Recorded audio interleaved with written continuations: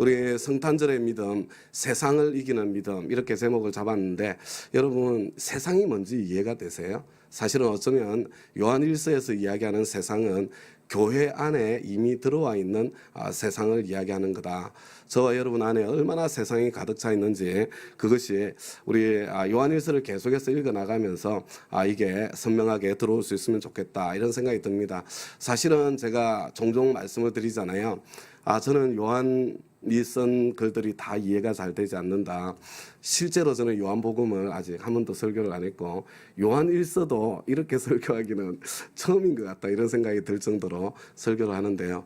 왜 제가 설교를 못하냐면 제가 이해가 안 돼서 그래요. 중간중간에 은혜가 되는 구절이 없는 것은 아닌데 도대체 이 전체가 무슨 말인지를 제가 모르겠는 거예요. 목사인 저도 이렇게 헤매고 모르는, 그래서 다른 목사님들한테 물어보면 그 말이 이해가 안 되는 거예요. 이분들이 이해를 하고 말하는 건지 아닌지 참 대화가 잘 되지 않는 그럴 때가 많이 있는 거예요. 그런데 이번에 이렇게 요한일서를 다시 보면서 우리가 이제 이 요한일서가 쓰여진 그 상황과 우리의 상황이 이렇게 너무 다르기 때문에 이해가 안 될 수 있거든요. 이렇게 생각을 하면 이제 전체가 저는 이해가 되는 것 같습니다. 여러분 먼저 요한일서가 처해 있는 상황을 좀 보셔야 됩니다. 여러분 행복하고 아름다운 공동체였는데 그 공동체에 분열이 일어난 거예요. 여러분 교회에 갈등이 일어나고 싸움이 일어날 때 예수 잘 믿는 사람이 분열의 중심에 섭니까? 예수 안 믿는 사람이 분열의 중심에 섭니까?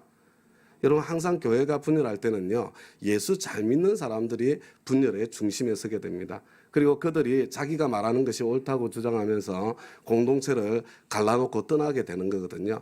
그러면 그 공동체 안에 있는 사람들이 굉장히 많은 아픔과 갈등을 통과합니다. 미움도 생기고 어떻게 그렇게 예수 잘 믿는다는 사람들이 저렇게 나올 수 있는가? 어떻게 이런 일이 가능한가? 이런 생각도 들고 영적으로 어린 사람들은 신앙에서 떠나게 되고 사람들은 중간에 우왕좌왕 갈피를 못 잡게 되는 그런 일들이 생기는 거예요. 지금 이제 그런 상황이다 이렇게 생각하시면 되고요. 그런데 그런 상황 속에서 교회를 분리시켜서 공동체 안에 이 갈등을 일으키고 혼란을 일으킨 사람들이 겉으로 보기에는 굉장히 예수를 잘 믿는 사람들이었고요. 그런데 그들이 막 이렇게 이제 그 주장하는 그런 내용들 가운데에 좀 이렇게 이 세상의 어떤 욕망들을 정당화시키는, 그래서 오히려 그것이 더 이렇게 인기가 있는 그런 상황에서 이렇게 막 분열되고 있는 그런 모습을 마음에 염두에 두면 좋을 것 같습니다. 그런 상황 속에서 1장은요 이제 시작을 하는 거예요. 우리 아름다운 공동체였는데 예수님과 함께하는 사귐이었는데 그것을 회복하려면 다른 것이 아니라 빛이신 주님 앞에 먼저 서야 된다는 겁니다. 여러분 빛이신 주님 앞에 내가 지금 다른 거 우왕좌왕하고 살필 때가 아니라 그럴 때일수록 하나님 앞에 내가 서서 나 자신을 성찰하고 나 자신을 돌아보는 그런 과정이 먼저 있어야 된다는 거예요. 그래서 이것밖에 안 되는 나를 사랑하신 주님의 사랑 속에 깊이 들어가면 이제 이 갈등의 상황이 아니라 갈등의 상황 속에서도 이제 내가 참 사랑할 수 있는, 용서할 수 있는 그런 여유를 갖게 된다는 그런 말씀이 1장의 말씀이고요. 그리고 2장의 내용은 뭐냐면 이제 그 안에 있는 영적인 단계가 다양한 단계가 있다고 그랬잖아요. 이 테크나이라고 하는 참 갓 예수 믿은 사람들, 그 다음에 이 파트레스라고 되어 있는 정말 영적으로 성숙한 사람들, 그 다음에 네아니스코이라고 이야기하는 참 이렇게 청소년 정도의 단계에 있는 사람들, 그다음에 파이디아라고 하는 이렇게 우리 젊은이의 단계에 있는 사람들, 이런 사람들이 같이 있는 거예요. 제가 그걸 바꿨어요. 그러니까 앞이 젊은이고 뒤가 청소년이라고 해야 될 것 같네요. 그죠? 이런 사람들이 있는데 이런 사람들 각자에게 지금 이제 이 상황 속에서 어떻게 대처해야 될지를 말씀해 주는 내용이 바로 2장의 내용이었습니다. 이 우왕좌왕하고 혼란스러운, 때로는 막 분개하고 미움이 일어나는 이런 사람들에게 괜찮다, 그럴 수 있다. 우리가 죄를 지어도 우리에게는 우리를 변호해 주시는 예수님이 계신다. 일단 먼저 진정시키고 안정시키는 거죠. 그리고 지금 저들이 하는 걸 봐라. 지금 교회를 이렇게 더 좋은 공동체를 만들겠다고 이야기할 수 있는데 그런 가운데 오히려 미워하고 오히려 또 저들이 사는 삶의 모양을 보면 참 하나님께서 말씀하신 의의 모습과 너무 다른데 상식적으로 봐도 지금 저러는 게 이상하지 않냐, 문제가 있지 않냐 진정시키는 거죠. 어린아이에 해당되는 사람들한테는 야, 지금은 사람들 말에 휘둘릴 때가 아니다. 이미 성령님께서 내 안에 계시는데 내가 성령님의 음성을 들으면 성령님께서 나에게 무엇이 주님의 뜻인지 아닌지 보여줄 텐데 잠잠히 내 안에 있는 기름 부으심에 집중해라. 그렇게 이야기를 하는 거죠. 그리고 영적인 이 젊은이의 단계에 있는 사람들, 이분들은 사실은 산전수전을 겪어오면서 이것 때문에 흔들리는 사람들은 아닙니다. 그렇지만 이제 이렇게 세상의 육신의 정욕, 안목의 정욕, 이생의 자랑, 그 세상의 유혹 있잖아요. 유혹에 넘어가지 않도록 지금 이런 상황 속에서도 끝까지 참 믿음을 지키도록 요청하고 있는 거죠. 왜냐하면 때로요, 세상의 길을 걸어가는 쪽이 훨씬 더 인기 있어 보이고 훨씬 더 잘 되는 것처럼 보일 때가 적지 않게 있기 때문에 그런 거죠. 영적인 아버지들에게는 굳이 이제 그런 이야기를 더 하지 않아도 되는 그런 상태다. 이렇게 생각을 하면 될 것 같습니다. 지금 이제 3장에 넘어와서는요, 이제 이 질문에 대한 대답을 하는 것 같아요. 어떻게 예수를 잘 믿는다는 사람들이 저렇게까지 할 수 있는가? 여기에 대한 이야기예요. 예수를 믿는 사람들이 모인 공동체 가운데 어떻게 이런 일이 생기는가? 여기에 대한 대답이라고 저는 생각이 되어집니다. 여러분, 여기 보면요, 우리 4절을 보면 죄를 짓는 사람마다 불법을 행하는 사람입니다. 죄는 곧 불법입니다. 이렇게 이야기를 하잖아요. 여러분, 죄의 개념을 지금 다시 분명하게 확인해 주는 거예요. 우리는 자꾸 뭐가 죄라고 생각을 해요? 여러분, 그냥 우리가 일반적으로 생각하기에 그냥 의롭지 못하고 바르지 못하고 이런 것들을 죄라고 자꾸 생각을 해요. 그죠? 그런데 하나님께서 이야기하시는 죄는 그게 아니에요. 하나님께서 말씀하시는 죄는요, 아노미아, 이 불법에 해당되는 단어가 무법입니다. 무법.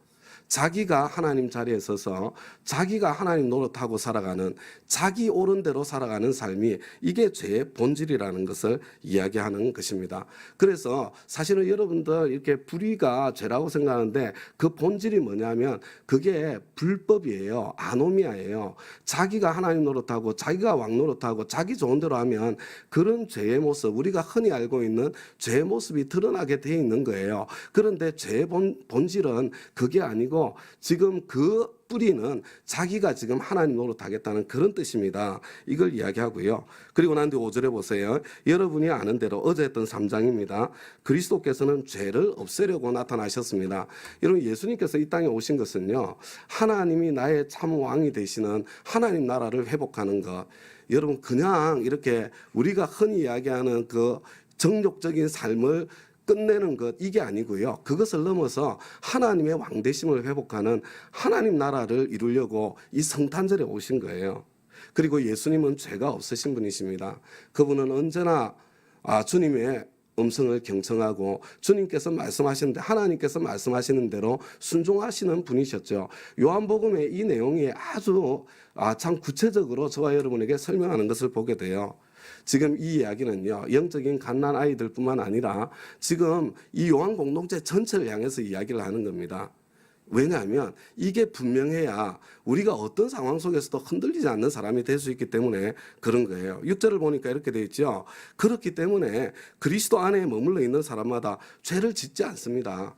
예수님을 왕으로 모시고 왕이신 그분 안에 함께 동행하는 사람이 그분의 말씀을 따라 이렇게 그분이 말씀을 하시는 바를 따라 순종하면서 걸어가는데 죄를 지을 수가 없잖아요. 죄를 짓는 사람마다 그를 보지도 못한 사람이고 알지도 못한 사람입니다. 자기 마음대로 사는 사람이니까 죄의 길에도 서게 되는 것입니다. 자녀된 이 여러분, 이게 테크니아입니다. 가장 신앙적으로 어린 사람을 부르고 있는 거죠. 아무에게도 미혹을 당하지 마십시오. 지금 사람에게 휘둘리고 속으시면 안 됩니다. 죄의 길을 걷는 사람들, 여러분이 보기에도 뻔히 죄로 보이는 그 길을 걷는 사람들이 이게 하나님의 사람들일 리가 없습니다. 계속 그분을 강조하시면서요. 그렇지만 테크니아들 말고요, 그보다 더 성숙한 사람들은 그 뿌리를 볼 수 있죠. 그래, 자기 마음대로, 자기가 원하는 대로, 자기 오는 대로 사는 사람들, 그들을 볼 수 있겠죠. 여러분, 8절을 보면 또 이렇게 되어 있습니다. 죄를 짓는 사람은 악마에게 속해 있습니다. 악마는 처음부터 죄를 짓는 자이기 때문입니다. 하나님의 아들이 나타나신 목적, 이게 성탄절이거든요. 악마의 일을 멸하시려는 것입니다. 여러분, 악마의 일은 막 귀신이 막 역사를 해서 막 사람이 뒤집어지고 악마의 일 맞아요. 그런데 악마가 본질적으로 하는 일은 그게 아닙니다. 여러분, 에베소서 2장 1절부터 3절을 보면 여러분, 악마는요 문화 뒤에 숨어 있어요. 자기를 언제나 광명의 천사로 가장합니다. 그리고 난 뒤에 계속해서 저와 여러분에게 속삭여요. 네가 하고 싶은 대로 해. 네가 원하는 대로 해. 여러분, 그래서 있잖아요. 사람들은요, 그래 나는 내가 내 인생의 주인이야. 내가 원하는 대로 하고 살아. 그렇게 사는데 실제로 삶의 모습은 뭐냐면 세상 문화에 휘둘리는 삶을 살고 있는 거예요. 여러분, 자아실현 굉장히 말이 멋있지 않습니까? 세상은 자아실현을 이야기하는데요.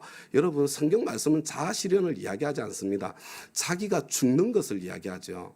여러분, 세상의 소리와 하나님의 말씀은 정반대예요. 내가 죽어서 예수가 내 안에서 살아서 내가 완성된다는 걸, 이게 성경이 이야기하는 거지. 여러분, 세상의 소리가 옳은 소리가 아니거든요. 우리는 이게 이해를 못해요. 지금 헷갈리는 거예요. 그게 더 옳아 보이고 더 좋아 보이는 거예요. 여러분, 그래서 이 죄를 짓는 사람, 자기가 왕이 되어서 자기 마음대로 사는 사람은 여전히 악마에게 속해 있는, 그것이 무엇인조차 구별하지조차 못하면서 악마에게 속해 있는 그런 모습을 보게 되는 거죠. 하나님에게서 난 사람은 누구나 죄를 짓지 않습니다. 하나님의 씨가 그 사람 속에 있기 때문입니다. 그는 죄를 지을 수가 없습니다. 그가 하나님에게서 났기 때문입니다. 여러분, 제가 헷갈리겠어, 안 헷갈리겠어요? 나는 목사인데 때로 죄를 짓기도 하는데 나는 악마에게서 난 건가? 아니, 내가 목사인데도 나는 죄를 지을 수 있는데, 그러면 지을 수 없다고 하는데 성경 말씀은, 그럼 도대체 나는 누구인가? 목사인 나도 이 모양인데, 이 성도들, 교인들은 도대체 어떤 사람들인가? 나보다 더 심한 사람들인데. 여러분들 성경 읽으면서 안 헷갈려요? 혼란스럽지 않습니까? 제가 굉장히 혼란스럽더라고요. 그래서 설교를 못한 거예요. 이게 내가 한 구절, 은혜 받은 구절 뽑아가지고 하는 거에 얼마든지 하겠지만 흐름 속에서 설교를 할 수가 없는 거예요. 여러분, 좀 이런 일이 생길 때 좀 하나님의 말씀을 가지고 좀 씨름하고 나아갔으면 좋겠습니다. 여러분, 10절로 가면요 이렇게 돼 있죠. 자, 3장 10절이에요. 하나님의 자녀와 악마의 자녀가 여기에서 환히 드러납니다.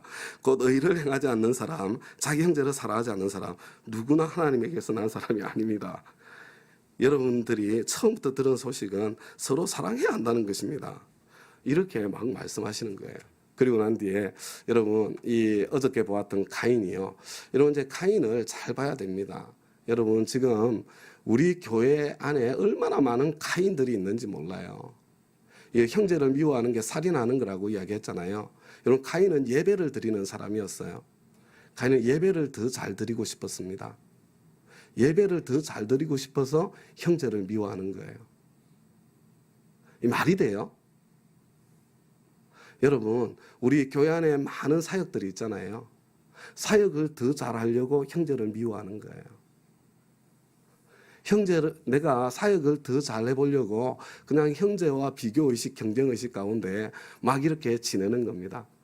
그래서 그 안에서 이게 심해지면, 아니, 주님을 더 사랑하고 교회를 더 아름답게 세우고 영혼 구원하고 제자 삼자는 거 아니에요? 근데 그거 더 잘하려고, 아니, 쟤는 그 길에 방해가 돼. 어떻게 저럴 수가 있어. 같은 형제를 미워하는 거예요.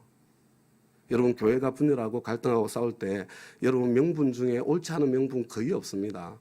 근데 그 좋은 명분을 위해서 있잖아요, 형제를 미워하고 교회를 박살내는 거예요. 주님의 몸을. 그런 일들이 일어나고 있는 거예요. 그런데 우리 여기서 보면요, 13절에요. 형제 자매 여러분, 세상이 여러분을 미워해도 이상히 여기지 마십시오. 이 세상은요, 교회 밖에 있는 세상이 아니에요. 교회 안에 있는 세상입니다. 교회 안에 카인과 같은 그런 세상이죠. 내 안에 있는 세상이에요. 형제 안에 있는 세상이고 이런 안타까운 모습이죠. 자, 여러분 여기까지 이제 그 다음에 이제 말과 혀로만 사랑하지 말고 행함과 진실함으로 사랑합시다. 막 이런 이야기를 어제 들은 거예요. 여러분 어제 들었는데 이 말씀을 들으니까 저와 여러분 마음속에 뭐가 밀려와요? 가책이 밀려와요. 가책이.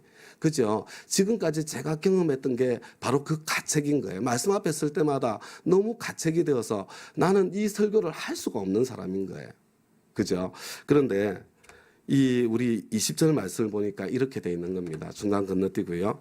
우리가 마음에 가책을 받는다 하더라도 우리는 그러한 확신이 뭔지 아세요?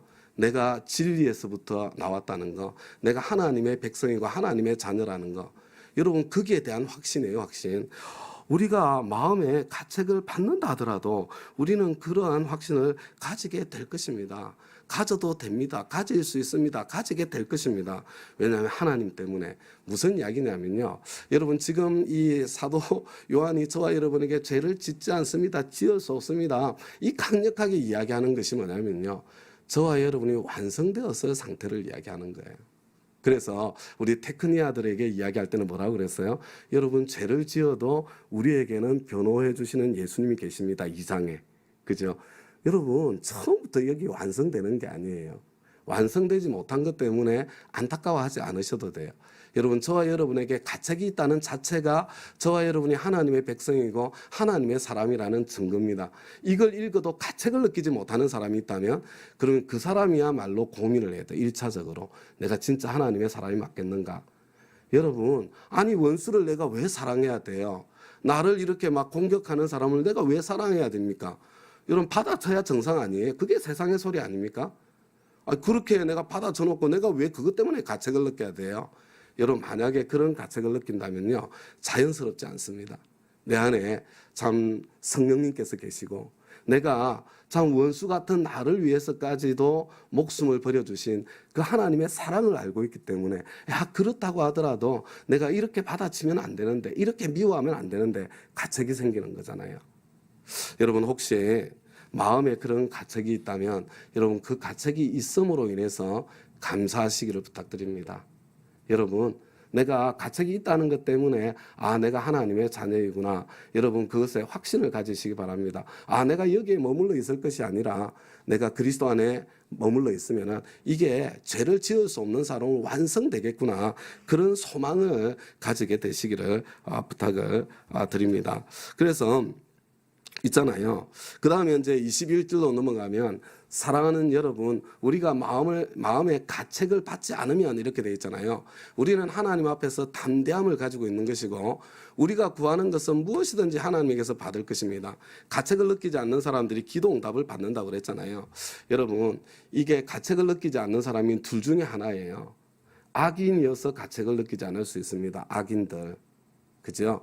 그런데 여러분 이 가책을 느끼지 않는 사람은요. 내가 하나님의 사랑의 깊이와 넓이가 얼마나 큰지 그것을 알게 되었을 때 내가 있잖아요. 가책 대신에 감사를 느낄 수 있습니다. 그리고요. 내가 하나님께서 왕이 되셔서 내 안에서 내가 그분의 음성을 듣고 순종하는 순종의 발걸음을 걷고 있는 사람들은요. 가책을 느끼지 않을 수 있어요. 그죠? 만약에 여러분 가책을 느끼지 않는다면 여러분 안에 담대함이 있을 겁니다. 주님, 저는 주님과 함께 걷고 있잖아요. 말씀하시는 대로 순종하고 있잖아요. 그렇게 말씀드릴 수 있는 담대함도 있을 거고요. 주님의 사랑 때문에 담대함도 있을 수 있을 것입니다. 여러분, 참 이런 사람들에게는 그죠? 이렇게 살아가는 사람에게는 하나님께서 그 삶을 지속하도록 필요한 것을 구할 때 응답하지 않을 리가 없는 거죠. 여러분, 이 정도 여기까지 오고 난 뒤에요. 우리 이제 4장으로 넘어가야 되는데 언제 끝날까 뭐 이런 생각 하실 텐데 어제쯤 되면 끝나요. 여러분 아니 그 정도 시간이면요.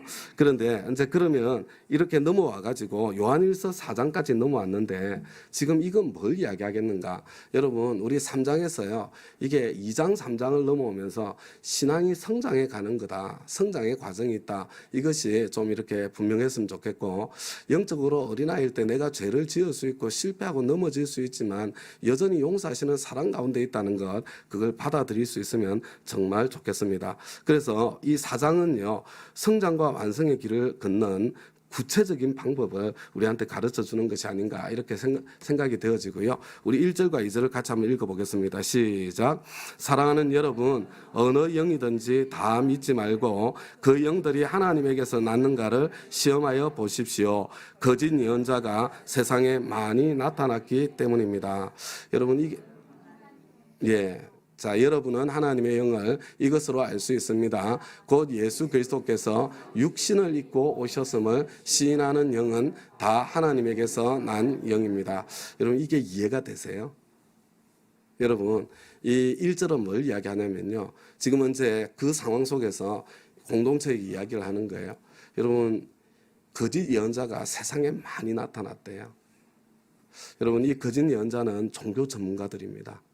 예수 잘 믿는 것처럼 보이니까 예언자예요. 겉으로 보기에는 진짜 예수 잘 믿는 사람들. 여러분 이미 지금 요한의 공동체를 갈라 쪼개어 놓았던 그 예수 잘 믿는 사람들. 여러분 이게 거짓 예언자들입니다. 보면 있잖아요. 진짜 예수 잘 믿는 것 같아요. 그 정도가 아니라 거기에서 막 영적인 막 현상도 나타나고 영적인 능력도 나타나는 거예요.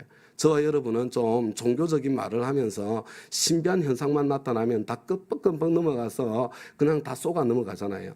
여러분 그런 종교적인 현상이 잘 나타나는 사람, 여러분 무당들 가보세요. 무당들. 여러분 웬만한 목사님들보다 훨씬 나아요. 그런 영역에 있어서.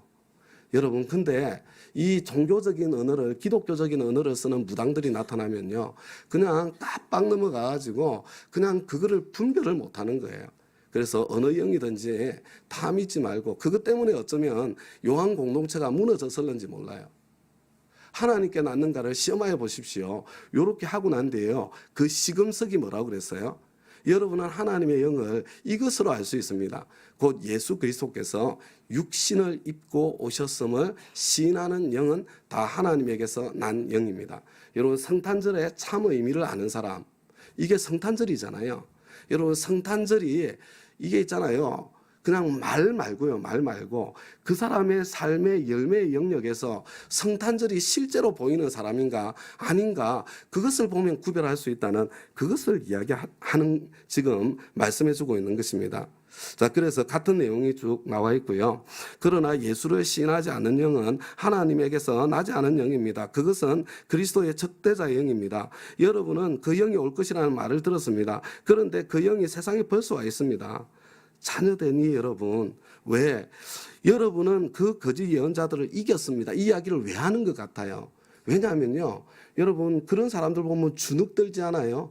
와, 저렇게 예수를 잘 믿는 사람인데, 저렇게까지 하나님을 깊이 체험한 사람인데, 막 저런 사람이 이러고 저러고 있으면 그냥 있잖아요, 마음이 위축되고 내가 지금 잘못된 거 아닌가, 그냥 내가 틀린 길에 서 있는 거 아닌가, 막 이런 말이 밀려오지 않습니까? 그런 마음들이 밀려오잖아요. 그죠?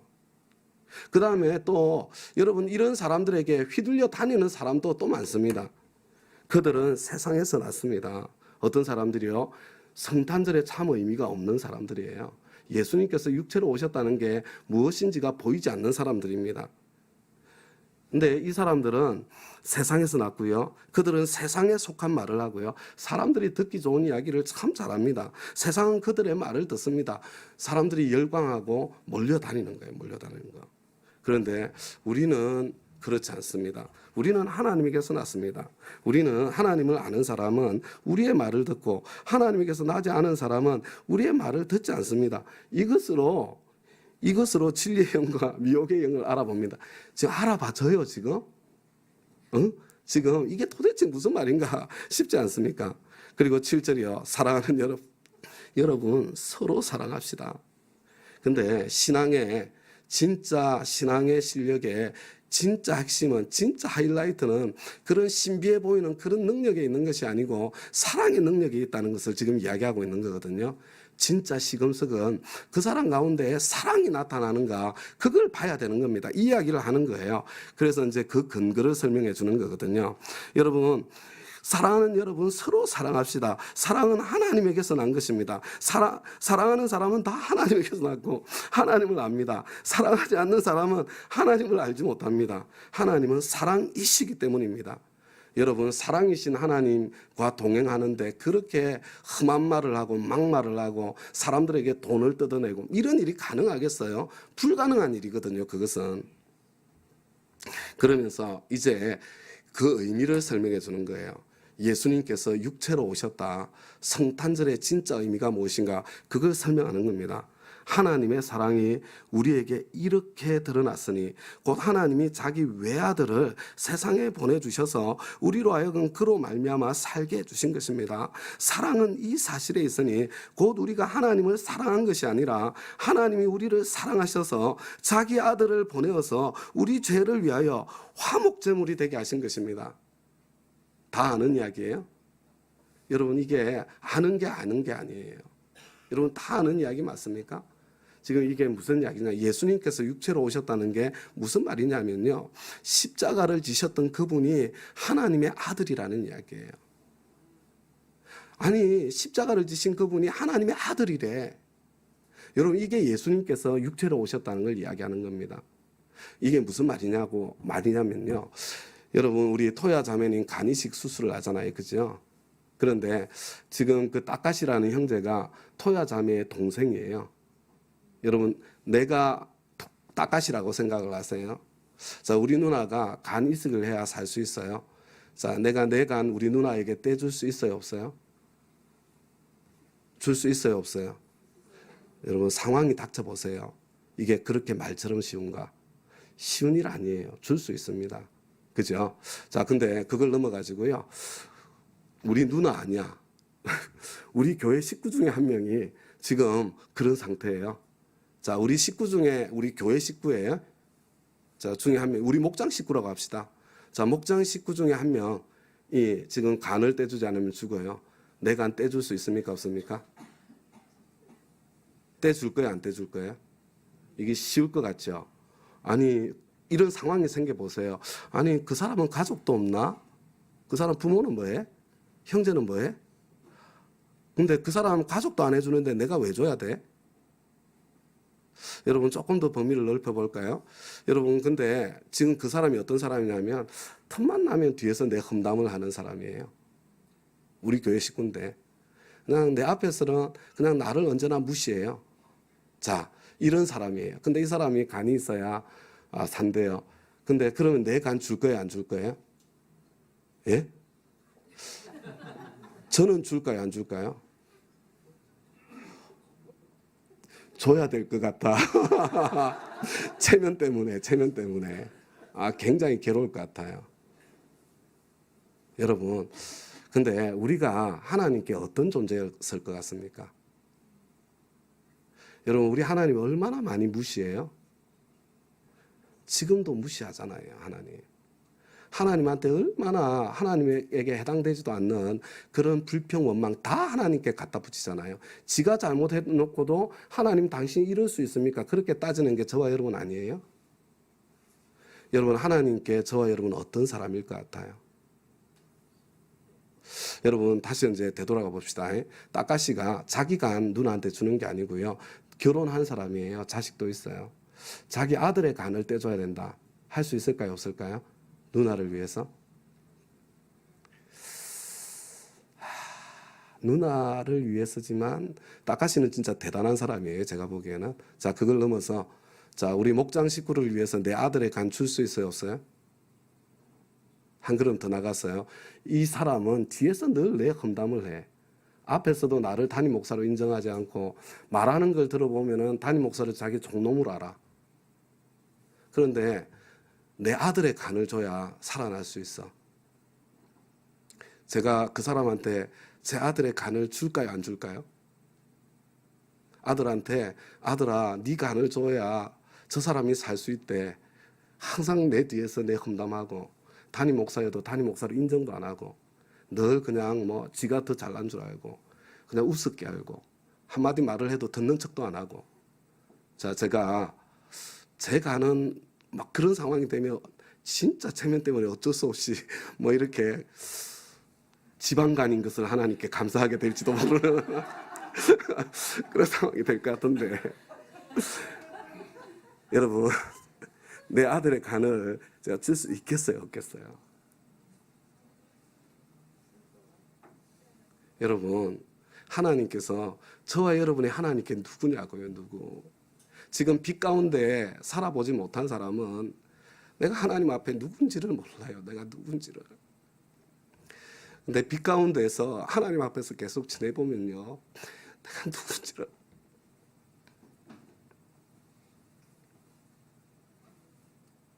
그런 나를 위해서 하나님의 아들의 간을 주신 게 아니고요, 아들의 목숨을 내어주신 거예요. 그게 예수님께서 육체로 오신 것을 시인하는 것입니다.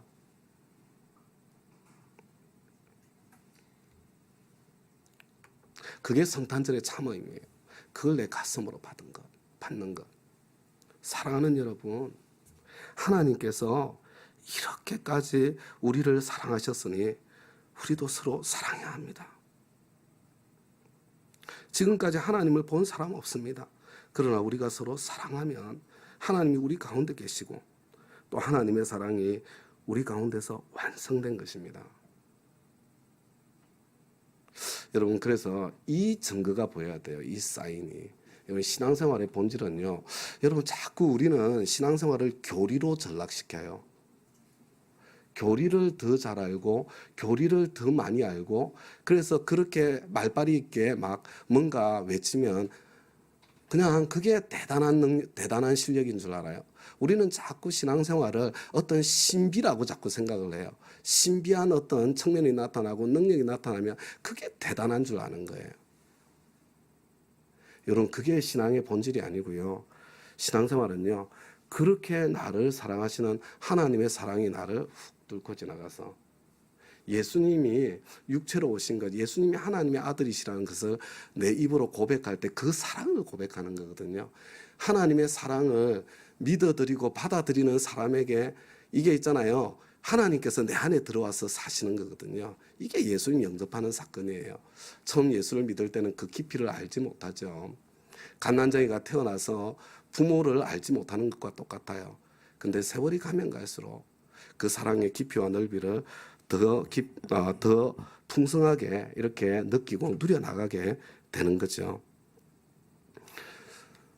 하나님이 우리에게 자기의 영을 나누어 주셨습니다. 그래서 성령님 오셔서 그 하나님의 사랑의 깊이로 들어갈 수 있도록 우리를 한 걸음 한 걸음 더 인도해 가시는 거죠. 15절, 누구든지 예수를 하나님의 아들로 시인하면, 여러분 이게 머리로 이야기하는 교리의 시인이 아니라는 거 아셔야 돼요.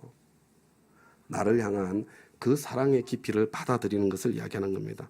하나님이 그 사람 안에 계시고, 그죠? 그때 하나님께서 내 안에 자리를 잡으시는 거예요. 그래, 네가 이제 내 사랑을 깨달았구나. 내 사랑을 받아들이는구나. 그리고 그 사람은 하나님 안에 있습니다. 그 사랑 안에 머물고 있는 거죠. 우리는 하나님이 우리에게 베푸시는 사랑을 여러분 알았고 또 믿었습니다. 이게 신앙생활이에요. 하나님은 사랑이십니다. 여러분, 예수가 육체로 오셨다는 걸 시인한다는 게 무슨 뜻이냐면요, 하나님이 사랑이시라는 것, 그것을 보게 되고 알게 된 것을 이야기하는 거예요. 하나님은 사랑이십니다. 그래서 사랑 안에 있는 사람은 하나님 안에 있고 하나님도 그 사람 안에 계십니다. 자, 그래서 이제 저와 여러분은 이렇게 참 예수 그리스도 안에서 그 하나님의 그 어마어마한 사랑을 경험하고 맛보고 하나님의 자녀가 되고 난 뒤에요, 어떤 길을 걷는다고요? 완성되는 길을 걸어가는 거예요. 여러분, 성장의 과정에 있어요. 그래서 막 죄를 짓지 않습니다. 막 악마에게 속했습니다. 너무 주눅들지 마세요. 맞아, 내가 악마에 속해서 내 마음대로 하고 살았지, 이렇게 그냥 생각하시고요. 나는 그렇지만 하나님의 그 크신 사랑 때문에 완성의 길을 걸어갈 거야. 성장의 길을 걸어갈 거야. 그렇게 우리 결심하시면 좋겠습니다. 17절 같이 읽겠습니다. 시작. 사랑이 우리에게서 완성되었다는 사실은 이 점에 있으니 곧 우리로 하여금 심판날에 담대함을 가지게 하려는 것입니다.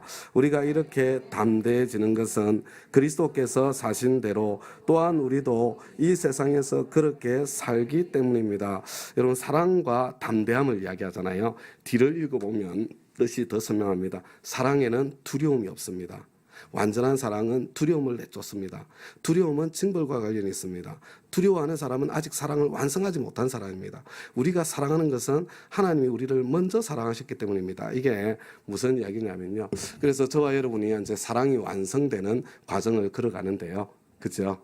성장해 가야 될 거 아니에요. 그런데 저와 여러분 사랑하려고 해보세요. 사랑하려고 하면요. 두려움이 찾아옵니다. 그렇지 않아요? 그런데 여러분 이 사랑이 점점점 커지고 완성되어져 가잖아요. 그러면 점점점 내 안에 두려움이 사라지는 걸 경험하고 알게 될 거예요. 두 가지 방향이었어요. 내 사랑이 자라가서 그렇고요. 하나님의 사랑이 더 커져서 그렇습니다. 여러분 하나님이 나를 얼마나 사랑하시는지를 아시면요. 내 인생에 어떤 일이 닥쳐와도 두려움이 없어요. 여유롭습니다. 무슨 좋은 일이 생길까? 이런 생각이 들어요. 하나님 좀 힘들긴 한데 그래도 힘들긴 한데 제가 힘들어하는 거 아시죠? 뭐 이 정도 투정은 할 수 있어도요. 기대가 돼요. 틀림없이 하나님께서 정말 더 아름다운 일을 하실 게 틀림이 없으니까. 그리고요. 하나님의 사랑을 많이 받으면 받을수록요. 그냥 그렇게 될 수밖에 없어요. 하나님과 친하게 지내면 하나님의 사랑이 내 속에 흘러넘치면요. 점점점 싫은 사람, 미운 사람이 없어지고 사랑하게 되어 있는 거예요. 이게 그죠? 자라가는 거거든. 하나님의 사랑이신 하나님과 사귐이 있으면 여러분 닭이 구렁이하고 싸우는 거 보신 적 있어요? 닭이 그 큰 구렁이하고 어떻게 싸워요? 그런데요. 이 병아리가 있을 때는요. 자기 병아리를 지키기 위해서 아무리 싸나운 독사라도요. 이 닭이 덤벼듭니다. 두려움이 없어요. 사랑 때문에 두려움이 없는 거거든요. 그래서 저와 여러분이 이제 하나님의 일단은 구별을 할 줄 알아야 됩니다. 여러분 열매로 구별하는 거예요. 여러분 그 예수님 닮은 사랑의 모습이 보이는 사람이 진짜 그리스도인이고 여러분 그 사람이 진짜 예언자예요. 제발 좀 그냥 이게 막 종교 지식 아니면은 뭐 종교적인 역량이 뛰어난 거 이거 예수 잘 믿는 걸로 착각하고 그런 사람들 때문에 상처받지 마시기를 바라고요. 두 번째로 저와 여러분은 성장의 길을 걸어가야 되는데 여러분 어디에서 성장의 길을 걸어가야 되냐면 내가 하려고 하는데 두려움이 느껴지는 그런 순간 그런 자리 있잖아요. 그죠? 그런 자리에서 하나님 내 이 두려움의 자리에서 내 사랑을 더 완성했으면 좋겠습니다. 사랑 안에서 더 완성되어질 수 있도록 하나님 저 좀 도와주세요. 기도하시면 하나님께서 보여주세요. 그래서 내가 두려움의 자리에서 한 걸음 더 사랑으로 완성되어져 가는 그런 저와 여러분 다 되시기를 바라고요. 내일 이제 우리 요한일서 전체가 완결될 수 있기를 바랍니다. 자, 우리 다 같이 기도하겠습니다. 우리 첫 번째로 함께 기도할 때요. 성탄절 주님의 사랑 머리로 알고 있잖아요. 주님, 제가 정말로 그것을 느끼고 정말로 그것을 누리게 해주십시오. 이게 다른 차원이에요. 다른 차원. 그래서 그거 하나님 앞에 좀 호소했으면 좋겠습니다. 그래서 두려움을 이기고 구체적으로 사랑할 수 있는 내가 사랑하는 것이 힘들지 않고 자연스러워지는 그런 사람으로 완성되게 해주십시오. 자, 우리 내 인생에 두려움이 있는 것이 아니라 감사가 풍성한 인생이 되게 해주십시오. 진짜 성탄절이 나에게 임하게 해주십시오. 우리 그런 마음을 가지고요. 우리 하나님 앞에 잠잠히 조용히 나아가도록 하겠습니다. 다 같이 기도합니다. 하나님 아버지 주님